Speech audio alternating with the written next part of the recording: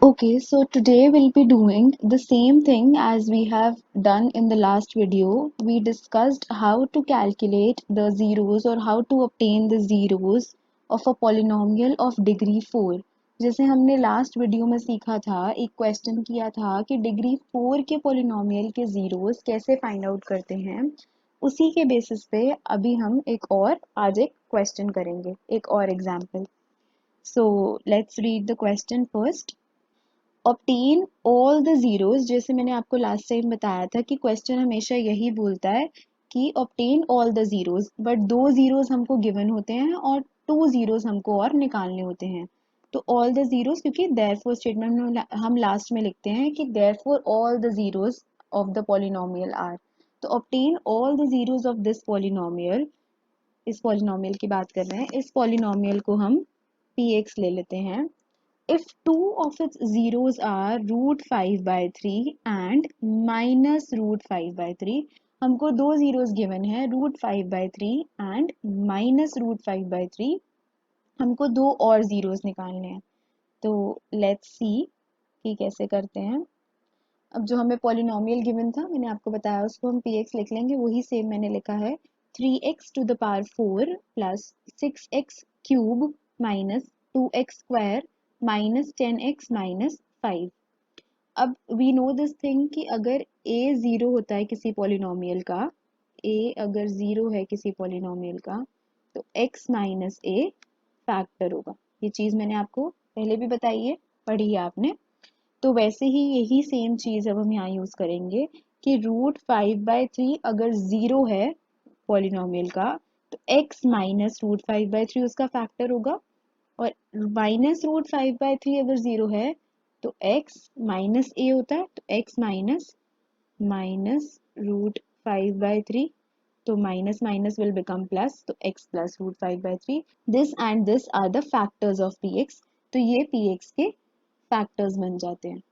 अब मैंने आपको ये चीज भी बताई थी कि अगर दो फैक्टर्स हैं, a और b दो फैक्टर्स हैं, तो उनको मैं मल्टीप्लाई करती हूँ तो भी वो फैक्टर्स ही होते हैं, फैक्टर्स ऑफ px।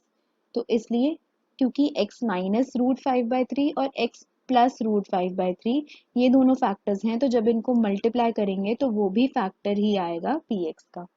तो मल्टीप्लाई करके क्या आएगा, अब आपको ये आइडेंटिटी पता है, a minus b a plus b is equals to a square minus b square.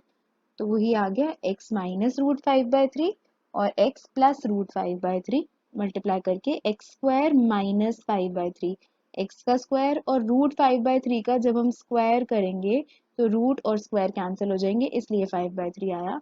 तो ये भी px का फैक्टर होगा। अब जब कोई नंबर किसी और नंबर का फैक्टर होता है तो रिमाइंडर जीरो आता है, तो सेम पॉलिनोमियल में भी यही होगा। अगर कोई पॉलिनोमियल, ये एक पॉलिनोमियल दूसरे पॉलिनोमियल का फैक्टर है, तो अगर मैं डिवाइड करूंगी तो रिमाइंडर जीरो आएगा। तो that means we divide px को हम डिवाइड करेंगे किससे, एक्स स्क्वायर माइनस 5/3 से। तो इसकी डिवीजन देखते हैं हम। डिवीजन सिंपल है, जैसे हम पहले करते थे वैसे ही होगी। अब एक्स स्क्वायर है, हमको क्या चाहिए, 3x टू द पावर 4, तो 3 एक चाहिए, 3 लिख लिया।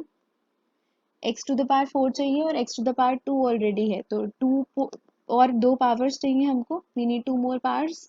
सो 3x स्क्वायर से मल्टीप्लाई करेंगे, x square into 3x square will give 3x 4, 3x to the power 4, and when minus 5/3 is multiplied with this number, we'll get minus 5/3 multiply 3x square. 3 and 3 will get cancelled and we will get minus 5x square. So under this term x square के नीचे x square वाला number आ जाएगा, minus 5x square आ गया।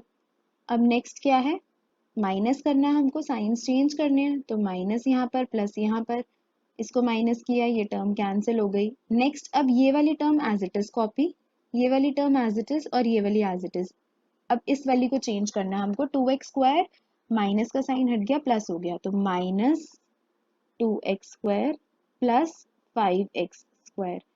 तो ये क्या आएगा, is equals two plus 5 minus 2 will give 3, 5 minus 2 is 3, तो 3x स्क्वायर आ गया। तो सेम आ गया यहाँ 3x स्क्वायर। अब सिंपली ऐसे ही नीचे भी डिवाइड कर देंगे। यहाँ पर क्या है, x स्क्वायर है, फिर से यहाँ 6x क्यूब है, तो मतलब एक 6 चाहिए और एक x चाहिए। तो जब हम एक्स स्क्वायर को 6x से मल्टीप्लाई करते हैं तो हमारे पास क्या आ जाता है 6x क्यूब। एक्स स्क्वायर को 6x से मल्टीप्लाई किया 6x क्यूब आ गया। नेक्स्ट इज -5/3 को 6x से मल्टीप्लाई करना है, तो जब मैं मल्टीप्लाई करूंगी तो फिर से क्या होगा, ये इससे मल्टीप्लाई हो रहा है तो 3 2 ज़ा 6 कैंसिल हो जाएगा, तो 5 into two, this 5 into two is 10, तो क्या आ गया -10x, यहाँ पर -10x। -10x के नीचे x वाली टर्म के नीचे x वाली टर्म आएगी, -10x आ गया। साइंस चेंज होंगे, माइनस का साइन यहाँ पर प्लस आ जाएगा, ये कैंसिल हो जाएगा, ये एज इट इज कॉपी, ये एज इट इज कॉपी, और ये भी कैंसिल हो गया हमारा।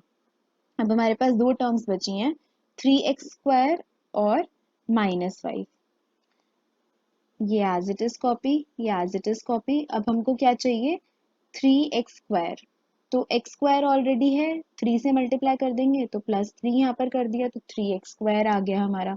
अब -5/3 को 3 से मल्टीप्लाई करना है, 3 से 3 कैंसिल, तो -5 आ गया, -5 एज इट इज। अब हमारा क्या हो गया साइन चेंज, साइन चेंज करने के बाद ये टर्म भी कैंसिल, ये भी कैंसिल, और रिमाइंडर इज 0। मैंने आपको बताया था लास्ट टाइम भी जब हमने एग्जाम्पल डिस्कस किया था पिछले वीडियो में भी कि रिमाइंडर हमेशा 0 आना चाहिए, क्योंकि हम क्या बोल रहे हैं कि x² - 5/3 is a factor of px, वो फैक्टर है, ऑब्वियसली रिमाइंडर 0 आएगा, वो उसको कंप्लीटली डिवाइड करेगा, इसीलिए वो उसका फैक्टर है, तो रिमाइंडर 0 आना इंपॉर्टेंट है। तो अभी तक हमने बस जो दो जीरोस गिवन थे उनसे दो फैक्टर्स निकाले, उनको मल्टीप्लाई किया और px से डिवाइड कर दिया और हमारा रिमाइंडर 0 आ गया। अब हमको ये क्वोशंट मिल गया है, इस क्वोशंट से हम बचे हुए अपने दो जीरोस निकालेंगे। लेट्स सी अब हम क्या कर रहे हैं आगे। अब वही डिवीजन एल्गोरिथम यूज करनी है। डिवीजन एल्गोरिथम क्या होती है, dividend is equals to divisor into quotient plus remainder. सारी वैल्यूज पुट कर देंगे, रिमाइंडर यहाँ पर हमारा 0 है। डिविडेंड क्या है हमारा, ये px पॉलिनोमियल जो क्वेश्चन में गिवन था, डिवाइजर हमारा x² - 3 था क्योंकि उसे से हम डिवाइड कर रहे थे, और क्वोशंट हमारा आया था 3x² + 6x + 3। अब यहाँ से मैंने क्या किया है, इसमें इस वाली टर्म में से 3 कॉमन ले लिया। ये नहीं भी लोगे तो भी कोई प्रॉब्लम नहीं है, तभी भी आंसर सेम ही आएगा। सिंपल इजी करने के लिए मैंने सिर्फ लिया, क्योंकि जब 3 कॉमन लूंगी तो यहाँ से 3 बाहर गया तो यहाँ x² बचा, 2x और +1 बचा। अब हमको क्या करना है, इस वाली टर्म से हमारे पास दो ऑलरेडी फैक्टर्स हैं, x - √5/3 और x + √5/3। ये इस वाली टर्म से हैं दो फैक्टर्स। अब ये वाली जो टर्म है, इससे हम मिडिल टर्म स्प्लिटिंग से दो और फैक्टर्स निकालेंगे, जो दो हमारे न्यू फैक्टर्स आएंगे। तो मिडिल टर्म स्प्लिटिंग से सॉल्व करते हैं, x² + 2x + 1 को मिडिल टर्म स्प्लिटिंग से सॉल्व करेंगे तो क्या आ जाएगा, हमारे पास दो फैक्टर्स आ गए, इसको ब्रेक करा कंबाइन करके, x + 1 × x + 1, इसको हम ऐसे भी लिख सकते हैं, नहीं तो आप ऐसे भी सिंपली लिख सकते हो, जरूरी नहीं है कंबाइन करके लिखो। तो हमारे पास दो फैक्टर्स आ गए, x + 1 x + 1, इनसे दो जीरोस क्या आ जाएंगे, वही सेम चीज है, अगर a 0 होता है तो x - a फैक्टर होता है, तो अगर x - a फैक्टर होगा तो 0 a आ जाएगा। अब यहाँ x + 1 फैक्टर है, x + 1 को मैं 0 पुट करती हूँ तो x की वैल्यू क्या आएगी -1, ऐसे भी निकाल सकते हैं। तो -1 और -1 दोनों सेम फैक्टर जीरोस आ गए हमारे, दो जीरोस पहले से थे √5/3 और -√5/3 जो क्वेश्चन में गिवन थे, दो जीरोस हमारे और आ गए। तो all the four zeros are √5/3 -√5/3 -1 and -1। अब मैं आपको एक ये भी सॉल्व करके दिखा देती हूँ, अगर हम ये यहाँ पर कॉमन ना लेते तो तभी भी क्या सेम आंसर आता है, जो मैंने 3 कॉमन लिया है। इन केस अगर कोई कंफ्यूजन हो आपको कि मैंने 3 कॉमन क्यों लिया, तो let's solve this also once. x² ये वाला एज इट इज सॉल्व करते हैं, 3x² + 6x + 3, इसको सॉल्व करेंगे, मिडिल वाली टर्म हमारी ब्रेक होगी, दैट मीन्स ये 6x ब्रेक होगा। 6x को हम कैसे ब्रेक कर सकते हैं, 3x + 3x + 3 as it is. तो फर्स्ट वाली दो टर्म्स में से हमारा 3x कॉमन आएगा, we'll get x + 1, plus second दो टर्म्स में से 3 कॉमन आएगा, we'll get x + 1। तो दो फैक्टर्स हमारे क्या आ गए, 3x + 3 एंड x + 1। अब इन दोनों से दो जीरोस आ जाएंगे, इस वाले से क्या आ जाएगा -1 और इस वाले से भी -1, दोनों से सेम जीरोस आ रहे हैं, यहाँ पर भी हमारे -1 और -1 ही आ रहे थे। तो किसी भी मेथड से करें डजेंट मैटर, 3 कॉमन ले लिया सिर्फ इजी करने के लिए क्वेश्चन को हमने, तो ऐसे भी कर सकते हैं। तो सेम क्वेश्चन था जो हमने किया था, एक बार दोबारा से बता देती हूँ मैं आपको।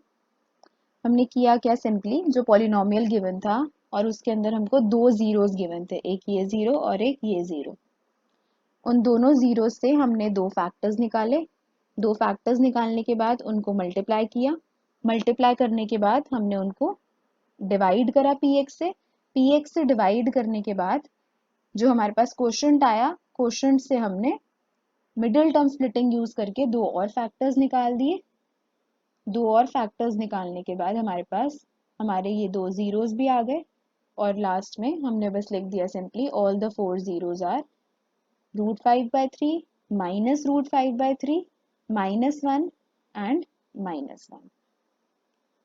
Now there will be two practice questions for you which you have to try.